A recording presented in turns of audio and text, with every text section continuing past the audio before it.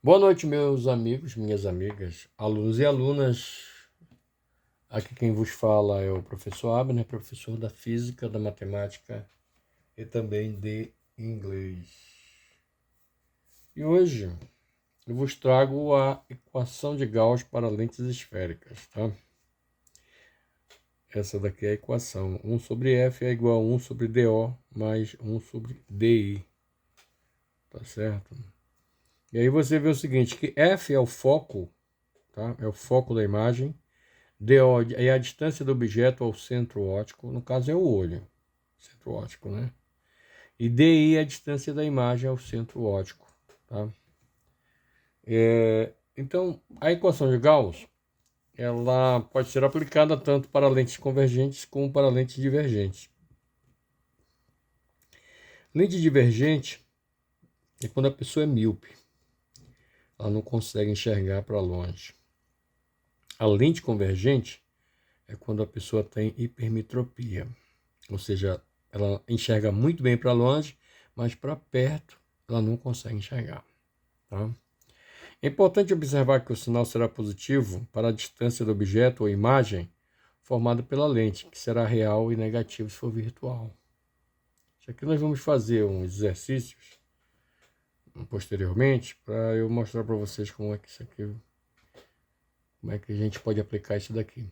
A distância focal será positiva se a lente for convergente, a distância focal, mas negativa se a lente for divergente, tá? É mais ou menos isso daí. Vou falar um pouco aqui de Gauss, né? Porque o nome do cara é Johann Carl Friedrich Gauss, popularmente conhecido como o Príncipe dos Matemáticos. O cara era melhor do que qualquer matemático na época, né? Bom, Gauss também foi o inventor do telégrafo, para quem não sabe, tá? O homem nasceu em abril de 1777, na Alemanha. Tinha que ser um alemão, né?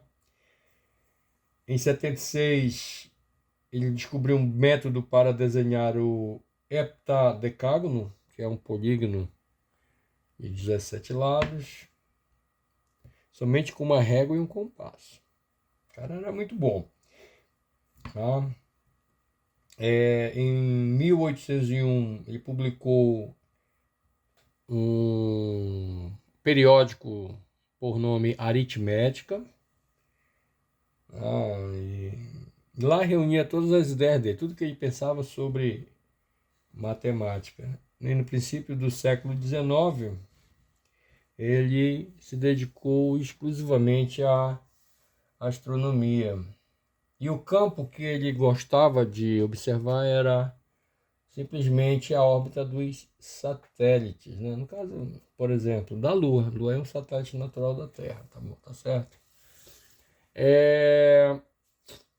Então, esse aí foi Johann Carl Friedrich Gauss, é o nome do rapazinho aí. Bem, vamos focar só nessa imagem aqui, ó. Então é o seguinte, essa imagem aqui é de uma pessoa que não tem problema nenhum com visão, tá? Então, essa imagem aqui, ela está distante do observador, tá? Essa imagem aqui. Então, é uma pessoa que não tem problema. Agora, dá uma olhada nessa imagem aqui. Ela é a mesma imagem, tá? É a mesma imagem. Ó, olha lá. Vou voltar aqui para você verificar a nitidez, né? Então, a pessoa que não tem problema nenhum de visão, ela enxerga assim. Isso aí para longe, tá? Agora, olha só. Aqui, a pessoa já não consegue. A pessoa que tem problema, ela já não consegue enxergar muito bem para longe. A partir de 1 metro é um problema muito sério. Então, quando a pessoa não consegue enxergar para longe, esse problema aqui é um problema de miopia, tá? Por que é um problema de miopia? Porque a luz que bate aqui, ó, na pessoa, ela bate aqui, ela vem diretamente nos olhos de quem observa. E essa luz, ela passa, tá? pelo globo ocular e ela se forma antes da retina, ou seja, a retina é que identifica a imagem. Como ela forma antes, a pessoa enxerga assim nublado, olha. Tá? Ela enxerga nublado. Então ela precisa, aqui nesse caso, de uma lente que possa espalhar a imagem, para que ela possa enxergar melhor. Então a lente ela tem que espalhar a imagem, tem que ser uma lente divergente, tá certo?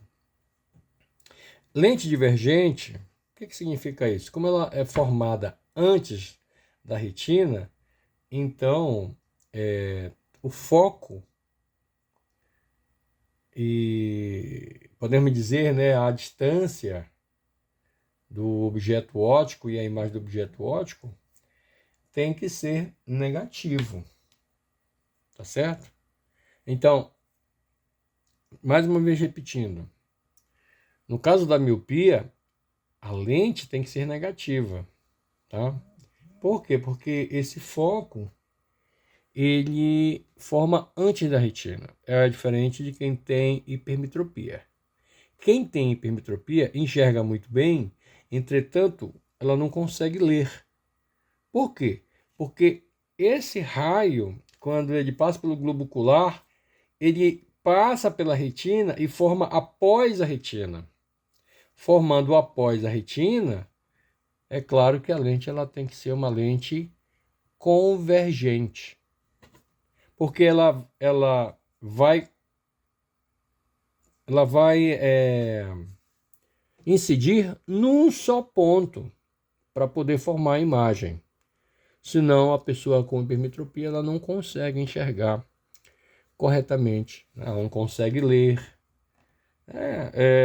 Inclusive por aí existem algumas lojas que vendem óculos e eles dizem que aquilo ali é para descanso, né? A pessoa precisa usar um óculos de descanso.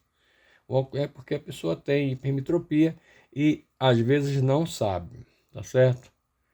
Nessa imagem aqui, não, essa imagem aqui é de alguém que tem miopia. Olha só esse pequeno exercício aqui, né? É fácil de resolver. Ela procurou um oftalmo e relatou que não conseguia enxergar corretamente os objetos distantes. Após examiná-lo, o médico prescreveu o receituário com as seguintes informações. Para longe. Então, tudo que é para longe é miopia. Tudo que é para perto é hipermetropia, tá? Então, olha, o olho direito. Ela precisa de uma lente esférica de -2. Olho esquerdo de -1. Isso aqui acontece muito, né? Quando a pessoa vai ao oftalmo, ela enxerga melhor de um lado do que do outro. É porque a doença em si, ela afeta os globos de maneira diferente. Dependendo do esforço que se faz, né? Analise as informações prescritas na tabela. Qual seria o possível problema de visão de Ana? Bem, então o problema dela é miopia, tá? Por quê? Porque essa imagem, vou repetir, essa imagem ela vem, tá, de um só raio e ela forma antes da retina. Então ele precisa de uma lente que possa divergir, que possa espalhar, tá? Ela vai espalhando, ó. Ela vai espalhar a imagem para que alcance na retina e ela identifique que imagem é, né? Ou seja, ela vai ter uma melhor visão. Se aqui fosse mais, ela teria hipermetropia. Por quê? Porque essa imagem, esses raios ali vão formar a imagem após a retina. Então, olha, vamos imaginar o seguinte. Aqui, ó, nessa linha, eu vou dizer que é o 0. Então, se essa linha aqui é o 0, tá? Então, vamos imaginar que isso aqui seja a retina. Se a imagem forma aqui, do 0 para a esquerda é negativo. Se a imagem forma aqui, do 0 para a direita, tudo é positivo. Aqui tem que divergir, ó. São vários raios, porque aqui ele vai formar a imagem aqui na retina para que o olho possa identificar o objeto. Na hipermetrofia, esses raios passam, a retina não consegue identificar e ele precisa de uma lente para que essa lente ela possa convergir esses raios para ele formar uma imagem bem aqui. Tá? Então, ó, mais uma vez. Imaginemos que essa linha aqui seja a retina. Né? Na matemática, isso aqui é um eixo, e esse eixo aqui seja o zero. A imagem que forma antes da retina ela é negativa, porque do zero para a esquerda tudo é negativo. A imagem que forma aqui é positiva, porque do zero para a direita tudo é positivo. Continuando a nossa leitura, a vergência ou convergência de uma lente é definida como o inverso da sua distância focal, 1 sobre f, sendo f a medida em metros, tudo é em metros, né? E v em dioptrias, que é a distância da imagem. A unidade daí, que é dioptria, é conhecida como grau. A dioptria significa grau. Da lente corresponde a 1 sobre m, ou seja, é o inverso do metro. Então, se o foco ele é positivo, é maior que zero, V vai ser também maior que zero, tá? Ou seja, o grau vai ser maior que zero, a lente é convergente, ela vai convergir a imagem num só ponto. Se o foco é menor que zero, a dioptria também será menor que zero, a lente vai ser divergente, ou seja, essa imagem ela vai ter que se espalhar para chegar na retina e a retina possa identificar o objeto com nitidez. Para finalizar a nossa aula, compreendemos a formação da imagem em um olho. Identificamos diferentes tipos de lentes para a correção dos defeitos da visão, tá? Então, quais são as lentes? São várias lentes, né? Temos a côncava, temos a convexa, tá? Mas na próxima gravação, no próximo vídeo, eu vou mostrar para vocês as lentes convergentes, tá? E as lentes divergentes, convexa e côncava. Se você gostou dessa aula e você quer apoiar o meu trabalho no YouTube, deixe seu like, se inscreva no meu canal para que você receba todas as notificações toda vez que eu lançar um vídeo novo. Para todos, eu desejo uma excelente semana que está começando, só está começando, e que todos possam ficar com Deus.